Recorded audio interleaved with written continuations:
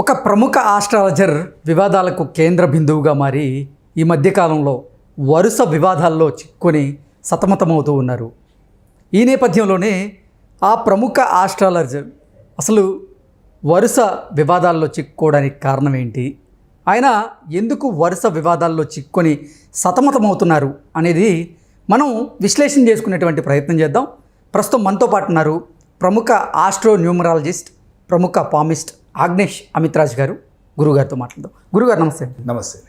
గురుగారు, ఈ మధ్యకాలంలో ఒక ప్రముఖ ఆస్ట్రాలజర్ వివాదాలకు కేంద్ర బిందువుగా మారుతూ ఉన్నారు.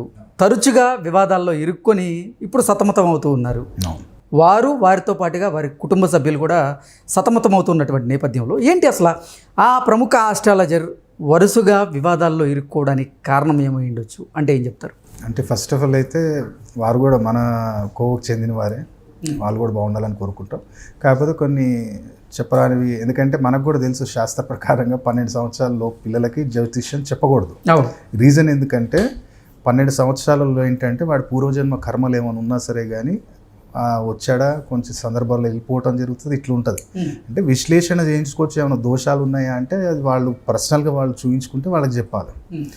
ఈ 12 సంవత్సరాలు వాడు చేసే ప్రతి ప్రక్రియలో ఏమవుతుందంటే 6 సంవత్సరాలు తండ్రి అనుభవించాలి. వీడు చేసిన పూర్వజన్మ కర్మలు కూడా ఏమైనా ఉన్నాయా లేదా, ఇప్పుడు వీడు చేసే తప్పులు ఉన్నా సరే కానీ 6 సంవత్సరాలు తండ్రికి, 6 సంవత్సరాలు అమ్మకి ఆ బాధ అనేది వాళ్ళకి ఆపాదించబడుతుంది. ఓకే. సో అది అక్కడ ఫస్ట్ ఆఫ్ ఆల్.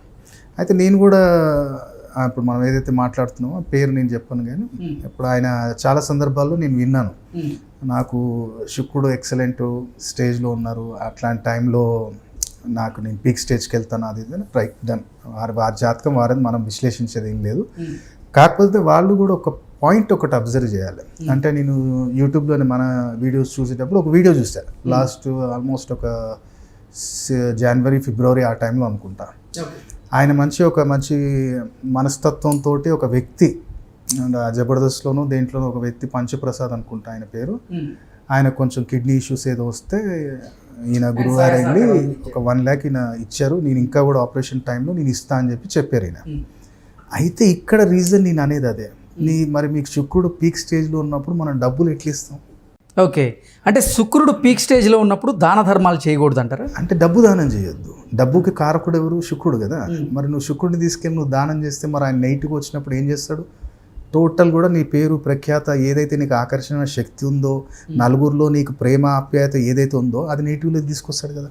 మరి అది ఆ పాయింట్ ఎక్కడ మిస్ అయ్యాడు నాకు అర్థం కాలేదు. ఎందుకు ఇస్తున్నారు అని చెప్పి నేను అనుకున్నాను. అంటే సాయం చేయండి. ఫర్ ఎగ్జాంపుల్ అనుకున్నాను సాయం ఎట్లా చేయాలి. ఇప్పుడు మనం కూడా చేస్తాం. ఎంతోమంది కరోనా టైంలో నేను కూడా చేశాను. ఎవరిని ఎక్కడ రూపాయి అడగలేదు. దాదాపు ఒక నా చేతి నుంచి ఒక 4 to 5 lakhs పెట్టి నేను కూడా చేశాను. అది మనం డైరెక్ట్ దానం అంటాం. అది దానమే, అదేం గిఫ్ట్ ఇవ్వటము సాయం చేయటము అనం. అది అంటే నీకు ఇప్పుడు ఎట్లా, ఇప్పుడు మనం ఇంతకే ముందే డిస్కషన్ చేసినట్టు గిఫ్ట్కి దానానికి డిఫరెన్స్ ఉంది. ఇప్పుడు కృష్ణ గారితో నాకు ఒక పని జరిగింది అంటే నేను 1,00,000 రూపాయలు ఇస్తే అది గిఫ్ట్ అవుతుంది. అరే చలో నీకు నీ దగ్గర నుంచి నేను పని తీసుకున్నా ఇది తీసుకో, అది అప్పుడు దానం కాదు, అది గిఫ్ట్ అవుతుంది. కానీ ఏది లేకుండా పలానా వ్యక్తి ఇబ్బందులు ఉన్నాడంటే నువ్వు తీసుకెళ్ళి దానం ఇస్తున్నట్టే.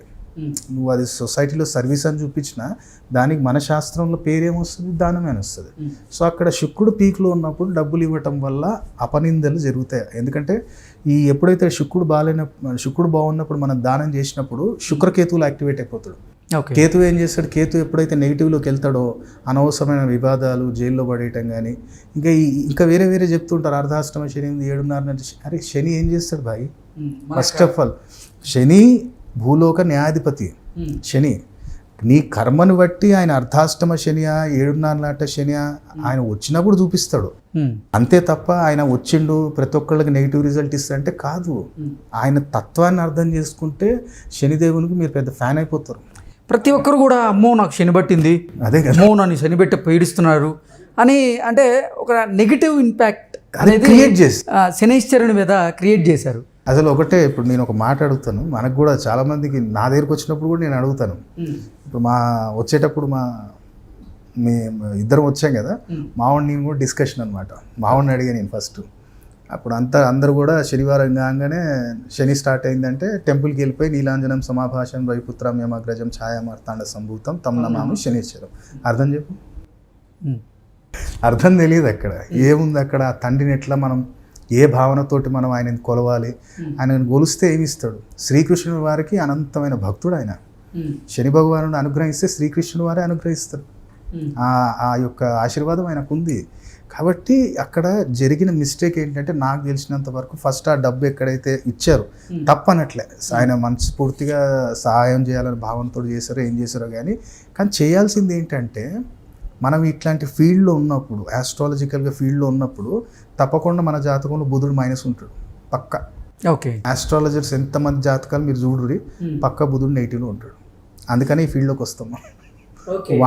వాణితోటి నలుగురికి బాగుపెట్టిద్దాం, బుద్ధి బలాన్ని పెంచుదాం అన్న భావనతోటి మనం వస్తాం. అంటే బుధుడు గనక ఆస్ట్రాలజర్స్కి అనుకూలంగా లేకపోతే మరి బుద్ధి బలం ఎలా ఉంటుంది గురుగారు? అదే కదా, బుద్ధి కారకుడు రాహు.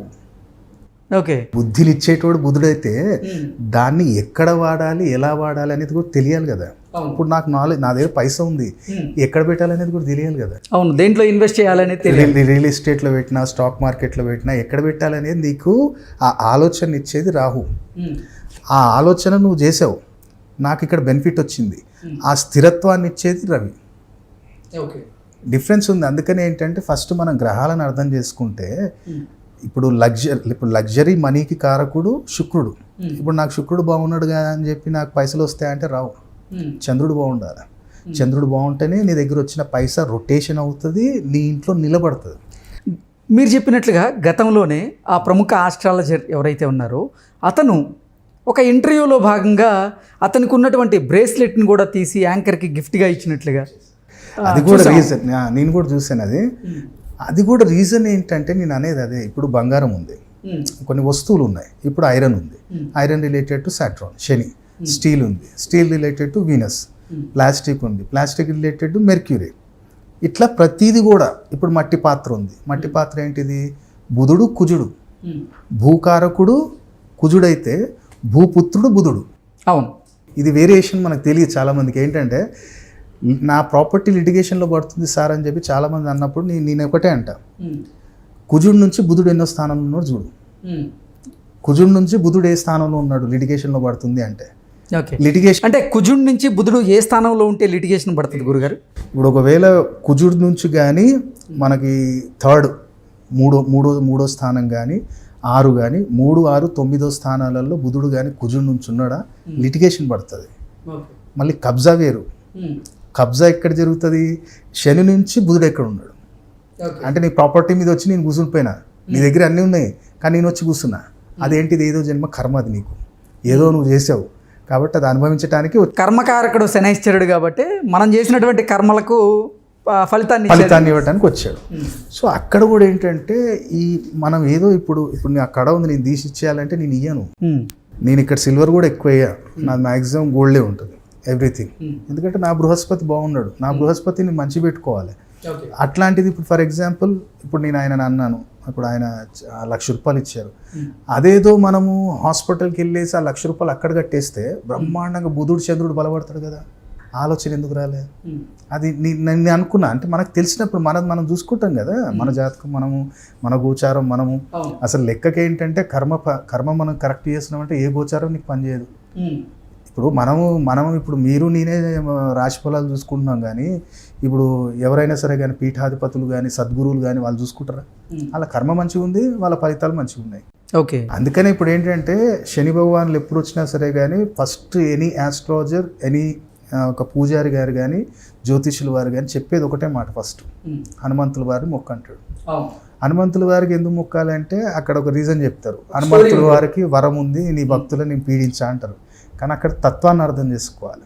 తత్వం ఏం చెప్తుందంటే అక్కడ హనుమంతుల వారి దగ్గర ఆయన జీవితంలో ఆయన కోసం ఏం చేసుకోలే. ఆయన పుట్టినప్పటి నుంచి ఆయన చిరంజీవి, ఎక్కడున్నా ఆయన కోసం ఆయన చేసుకుంది ఏది లేదు.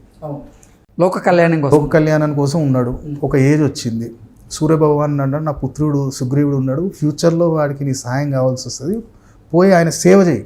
రుద్రావతారాన్ని సుగ్రీవుడు సూర్యపుత్రుడు కాబట్టి పంపించాడు. సో ఆయన ఉన్న రోజు సుగ్రీవుడి దగ్గర ఉన్నాడు. ఒక టైంకి రాముడు వస్తాడు, అది వెయిట్.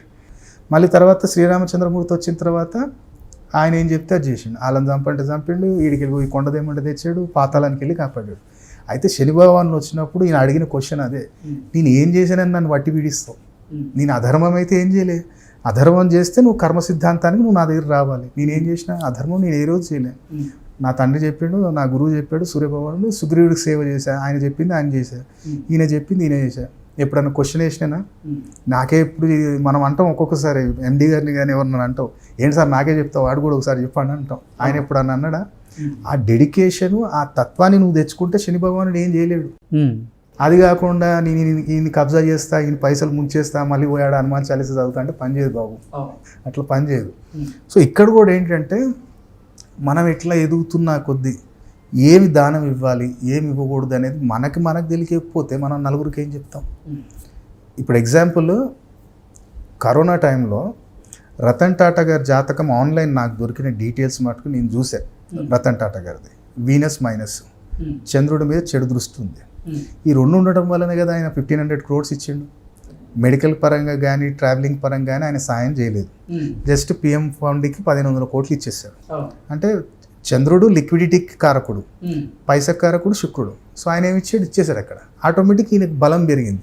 ఆ 1500 కోట్లు ఎంత, ఇంకా ఎన్ని వేల కోట్లు సంపాదించారు కరోనాలో. టాటాకే పబ్లిసిటీ పెరిగిపోయింది. మళ్ళీ అదే మీరు అంబానీ గారిని చూసినట్టయితే అంబానీ గారి జాతకంలో బుధుడు చంద్రుడు వీక్, మళ్ళీ రవి మీద చెడు దృష్టి ఉంది. అది ఉండటం వల్ల ఆయన ఏం చేశాడు, 100 కోట్లు ఇచ్చాడు, మెడికల్గా హెల్ప్ చేశాడు. ఓకే, 100 crores ఇచ్చిండు. నేను మెడికల్గా హెల్ప్ చేస్తాను, నేను హాస్పిటల్స్ నీకు అరేంజ్ చేసి ఇస్తాను. ఎందుకు? ఈ మెడికల్గా మనం ఎప్పుడైతే హెల్ప్ చేస్తామో బుధుడు రవి చంద్రబలం పెరుగుతుంది. వాళ్ళకి ఎవరో చెప్పి ఉంటారు కదా. సోను సూద్ గారు చూడండి జాతకం. సోను సూద్ గారి జాతకంలో దశమాధిపతి వీక్గా ఉండటం, శని పీడించబడటం. ఆయన ఎవరికి సేవ చేసిండు? ట్రావెలింగ్ అంటేనే జూపిటర్ సాట్రాన్. సో అక్కడ ఆయన చేసింది ఏంటిది, నలుగురు పేదవాళ్ళు ఎవరైతే ఉన్నారో వాళ్ళకి బై ఎయిర్ సాయం చేశాడు, బై ట్రైన్ సాయం చేశాడు. సో అక్కడ బలం ఎవరు పెరిగింది? గురువుది పెరిగింది, శనిది పెరిగింది. నేను అన్నాను కదా, శని ఇవ్వటం మొదలు పెడితే ఆయనకి ఇచ్చినంత పేరు మళ్ళీ ఆయన యాడ్లు చేసిండు. అట్లకి డబ్బులు తీసుకోలేదా? 20 కోట్లు ఖర్చు పెట్టి ఉండొచ్చు, దాదాపు 100 కోట్లు సంపాదించండు. సో అక్కడ తెలిసి మనం రెమెడీస్ చేస్తే బెనిఫిట్ వస్తుంది. కానీ మనకు తెలిసి ఇక్కడ పర్టికులర్గా ఆ ప్రముఖ ఆస్ట్రాలజర్ ఎవరైతే ఉన్నారో అతని గోచారం ప్రకారంగా గ్రహచారం ప్రకారంగా నాకు శుక్రుడు పీక్లో ఉన్నాడు అంటూ అతను చెప్పుకున్నటువంటి నేపథ్యంలోనే ఇప్పుడు రా క్యాష్ని ఆయన దానంగా ఇవ్వడమే అతను చేసిన తప్పు అంటారా? మిస్టేక్ అదే. నేను అంటున్నాను కదా, వాళ్ళకు కూడా తెలుసు మనకి. కాకపోతే ఏంటంటే ఇక మనకేం జరుగుతుందిరా, అన్నీ మనకు వర్తించవు కదా అన్న భావన కూడా వచ్చి ఉండొచ్చు. సో దానివల్ల ఆ ఇంపాక్ట్ అనేది కంపల్సరీ 100% పడ్డది. నేను కూడా అంటే ఏ పరిహారాలు చేసుకుంటే ఇప్పుడు ఆ ప్రముఖ ఆస్ట్రాలజర్ ఈ వివాదాల నుంచి బయటపడేటువంటి అవకాశం ఉంటే అంటే ఏం చెప్తారు? సింపుల్, ఏం అవసరం లేదు. సింపుల్గా ఏంటంటే ఒకటే రెమెడీ, స్వీట్ కార్న్ తీసుకొని, స్వీట్ కార్న్ ఉంటుంది కదా, దాన్ని మొత్తం ఒలిచి ఒక వైట్ బట్టలో కట్టి, మన దగ్గర ఎవరైతే ఇబ్బంది వ్యక్తి ఉన్నారో ఎవరైనా సరే కానీ ఎలిగేషన్స్ పడుతున్నాయి సార్, ఉన్నట్టుండి నాకు ఇట్లా ఇబ్బంది జరుగుతుంది, కారాగారం కానీ ఇట్లాంటి మాకు భయం వేస్తుంది అనుకుంటే సింపుల్ ఎవరైనా చేసుకోవచ్చు రెమెడీ. సాటర్డే రోజు అంటే ఫ్రైడే రోజు నైట్ చేయాలి. ఫ్రైడే రోజు నైట్ ఒక 4 కార్న్స్ తీసుకోండి, దాన్ని మొత్తం ఒలిచేసి ఒక వైట్ కలర్ బట్టలు కట్టండి. ఎవరైతే వ్యక్తి ఇబ్బంది పడుతున్నారో ఆ వ్యక్తి తల దగ్గర కింద పెట్టుకోండి, బెడ్ దగ్గర ఎక్కడ పెట్టండి. పెట్టేసి ఎర్లీ మార్నింగ్ లేచి ఎక్కడైనా సరే కానీ, గోశాలలోనైనా ఎక్కడైనా బయట అయినా సరే కానీ వెళ్ళి దున్నపోతుకి తినిపించేసేయండి. దున్నపోతుకి అది నన్ను కుమ్ముతుందేమో అని భయం అనిపిస్తే అక్కడ పెట్టేసి వెనుకకు వచ్చేసేయండి. అది చేసుకున్న ఎవరైనా సరే కానీ ఆటోమేటిక్గా ఒక పాజిటివ్ వస్తుంది. ఇంకోటి ఏంటి అంటే గుర్తుపెట్టుకోవాలి మనం, ఇప్పుడు చాలామంది అమ్మాయిలు మ్యారేజ్ ఇప్పుడు ఈ రీసెంట్లీ ముహూర్తాలు వెళ్ళాయి. మ్యారేజ్ అప్పుడు కూడా ఏదైనా గిఫ్ట్ మనం స్వీకరిస్తున్నామా లేదా మనం ఏమైనా గిఫ్ట్ ఎదుటి వ్యక్తికి ఇస్తున్నామా, అది 1-2 సార్లు నీ జాతకం చూస్తే ఈ తప్ప. ఎందుకంటే రీసెంట్లీ నాకు ఒక వ్యక్తి వచ్చి కలిశాడు, దాదాపు ఒక 1 CR పైనే ఓన్లీ పెళ్ళికి ఖర్చు పెట్టాడు. ఓన్లీ పెళ్ళికి 1 CR పైన. అది ఎక్కడో జాతకం చూపించారు, అదేదో చిన్న దోషం ఉందంటే పరిహారం చెప్పారు. వితిన్ 45 డేస్లో అమ్మాయి వచ్చి ఇంట్లో కూర్చుంది. ఆయన షాకు. ఆయన ఏంది సార్ ఇది గురుగారు అంటే, నా రెఫరెన్స్ ఎవరో ఇచ్చారు వాళ్ళ ఫ్రెండ్, ఈయన దగ్గరికి వెళ్ళగలరు కొంచెం చెప్తారని. సరే అని చెప్పి ఆయన వచ్చాడు, కూర్చున్నాడు. సరే అని చెప్పి నేను డీటెయిల్గా విశ్లేషణ చేసి మరి ఏం రెమెడీ చేశారు సార్ అంటే బంగారం దానం ఇవ్వమన్నాడు సార్ ఆయన అని చెప్పాడు. ఓరి అమ్మ ఇదే కళ్ళు ఆయన అంటే ఆ బ్రాహ్మణుడికి ఎవరికన్నా ఒక 5 గ్రాములు బంగారం దానం చేయమని చెప్పిండంట. పసుపు వస్త్రాలు మళ్ళీ ఇది మన బంగారం దానం ఇవ్వమని చెప్పిండంట. వీళ్ళు దానం ఇచ్చేసారు మ్యారేజ్ చేసారు. ఈ 45 డేస్లో రిటర్న్ వచ్చింది. గణాలు కలిసినాయి సార్, 28 కలిసినాయి, 36కి 28 కలిసినాయి. అయినా సరే ఏంటిది ఏం జరిగింది అంటే సింపుల్ ఒకటే చెప్పా. చంద్రుడి నుంచి గురువు 7వ ఇంట్లో ఉన్నాడా, చలో మకర రాశిలోనే నీచ స్థితిలో ఉన్నాడు, కానీ చంద్రుడి నుంచి 7వ ఇంట్లో ఉన్నాడు. నువ్వు బంగారం ఎట్లా ఇస్తావు? 7వ ఇంట్లో ఉన్నప్పుడు మనం ఇవ్వద్దు బంగారం కానీ వస్త్రం కానీ దానం చేయొద్దు. ఆటోమేటిక్గా నీకు అత్తగారింట్లో ఉండదు. అంటే చంద్రుడు ఏం చేస్తాడంటే ఎప్పుడైతే సప్తమ స్థానంలో ఉన్నప్పుడు బంగారాన్ని ఇచ్చామో మనసు చంచలం చేసేస్తాడు. అత్తగారింట్లో ఉండనియాడు, భార్యాభర్తలలో ఆ మ్యూచువల్ అండర్స్టాండింగ్ రానియాడు. బుధుడు నెగిటివ్లోకి వెళ్ళిపోతాడు. బుధుడు నెగిటివ్ వెళ్ళిపోతే ఏమవుతుంది? ఆటోమేటిక్ రిలేషన్షిప్ బ్రేక్ అయిపోతుంది. సో ఇక్కడ నేనేం చెప్పా, అవన్నీ ఏమొద్దు, సింపుల్గా నిలబడుతుంది, ఏం విడిపోరు. ఇది నువ్వు చేసింది ఇది కాబట్టి దీనికి ఏం టెన్షన్ లేదు. సింపుల్గా ఒకటే, మన అంటే రాహుకేతు కొంచెం నెగిటివ్ ఉన్నారు, శని కూడా పీడించబడుతుంది. సో నేనేం చెప్పా, సింపుల్గా మైసిగండి తీసుకో అమ్మని, మైసమ్మ తల్లి దగ్గర తీసుకుపో, అక్కడ ఒక యాట అమ్మకి సమర్పించుకొని అక్కడ మీ ఫ్రెండ్స్ని ఎవరైనా తీసుకెళ్ళి పార్టీ రీజన్ చెప్తా. అది కూడా ఇదేంది జ్యోతిష్యుడు ఈ పార్టీ ఇమ్మంటుండు, మందాగిమ్మంటుండు అంటే లిక్కర్ ఎవరు రిలేటెడ్? సాట్రన్, శనేశ్వరుడు, రాహుకేతు, నాన్ వెజ్. సో ఇది వీళ్ళు ముగ్గురు నెగిటివ్లో ఉన్నారు, వీళ్ళు ముగ్గురు నాకు పాజిటివ్లోకి రావాలి. అప్పుడు నేను ఏం చేయాలి? నా దోస్తులను పిలవాలి, వాళ్ళకి దావత్ చేయాలి, తినిపియాలి. అప్పుడు ఆశీర్వాదం నాకు వస్తుంది, అది నా బిడ్డకి వర్తిస్తుంది. సో అది చేసిన 11 డేస్ తర్వాత ఆటోమేటిక్ మళ్ళీ వాళ్ళు వచ్చారు, మాట్లాడారు, కూర్చురు, తీసుకొని పోయారు. ఒక చిన్న పెండెంట్ చేయించేసారు. అది మన పచ్చ డైమండ్ 2 కలిపి పెండెంట్ వేసాం.